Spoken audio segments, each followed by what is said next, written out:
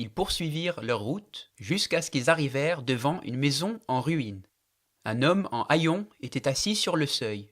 Ils le saluèrent poliment, mais il ne répondit pas. Il restait là, la tête baissée.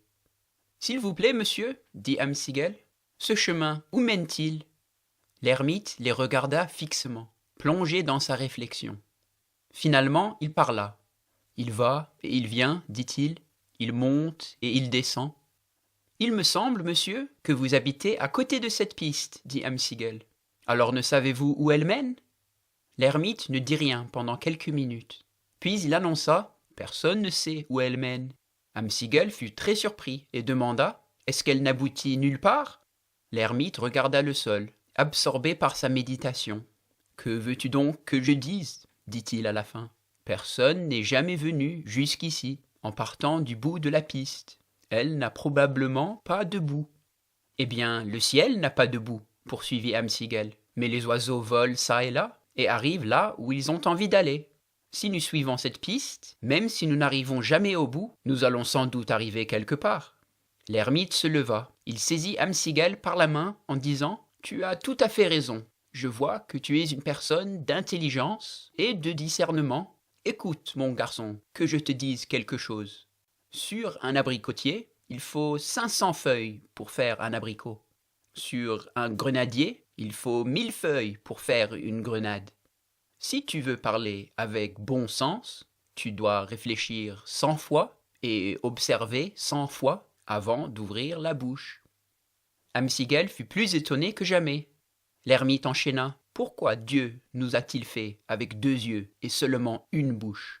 Pourquoi nous a-t-il donné 2 oreilles et seulement une langue ?»« Peut-être, suggéra Amsigel, parce qu'il veut qu'on regarde et qu'on écoute plus qu'on ne parle. » L'ermite hocha la tête. « Et pourquoi a-t-il arrangé les choses? Pour qu'on puisse fermer la bouche, mais pas les oreilles. »« Je suppose que c'est pour qu'on se taise et qu'on fasse attention, dit Amsigel. »« Mais pourquoi Dieu a-t-il fait un petit canal en haut de notre oreille ?» demanda l'ermite. « Ça, je ne saurais pas le dire, admit Amsigel. » Et l'ermite dit « Chaque fois que tu entends une chose qui ne te plaît pas, tu peux la faire passer par le canal pour que le vent l'emporte. Pèse tout ce que tu entends et décide si c'est vrai ou non. Parmi les coquilles de noix, ce sont les vides qui parlent. » Sur ce, Amsigel se tut, n'osant plus dire un mot. L'ermite, lui aussi, ne disait rien. Finalement, Amsigel prit la parole. « Monsieur, nous avons rencontré un bûcheron qui nous a montré combien le monde est beau et bon. Les oiseaux, les fleurs et les insectes ont tous été créés avec une grande sagesse et connaissance scientifique. Il nous a dit qu'il y a quelqu'un qui a fait toutes ces choses. Quant à moi, j'estime que la beauté de ce monde réside en ses couleurs. S'il n'y avait que le noir et blanc, nous ne saurions jamais ce que c'est que la beauté véritable. Mais il y a une chose que je ne comprends pas. Que sont ces couleurs et d'où proviennent-elles?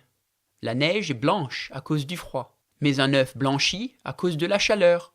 Comment le froid et la chaleur peuvent-ils se mettre d'accord pour faire la blancheur? » L'ermite répliqua. « Le soleil rougit dans la fraîcheur du soir, mais le fer rougit dans la chaleur du feu.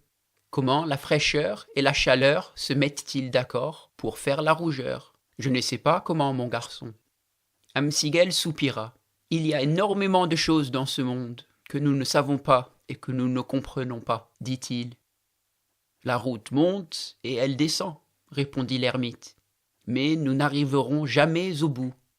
Nous voici assis au bord du chemin.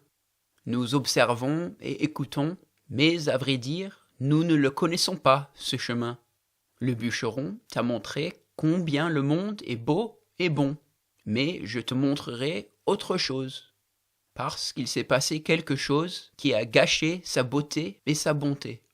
À mon avis, le monde ressemble beaucoup à cette maison en ruine. »« Dites-moi ce que vous voulez dire, monsieur, dit Amsigel. »« Eh bien, si tu observes soigneusement, poursuivit l'ermite, tu verras que rien n'est laid ni mauvais par lui-même. Tout commence bien et se fait abîmer par autre chose. Tu entres dans un verger d'amandiers et tu t'émerveilles de la beauté des fleurs, mais ensuite tu aperçois la rouille sur le fruit croissant. ceux qui gâchent entièrement cette beauté. Tu bois de l'eau de la rivière qui est douce et fraîche, mais tu découvres qu'elle contient des petites bêtes qui rendront malades tous ceux qui la boivent. Tu entres dans une maison et tu trouves un petit garçon tout beau et robuste qui vient de naître, mais il grandit sourd et muet.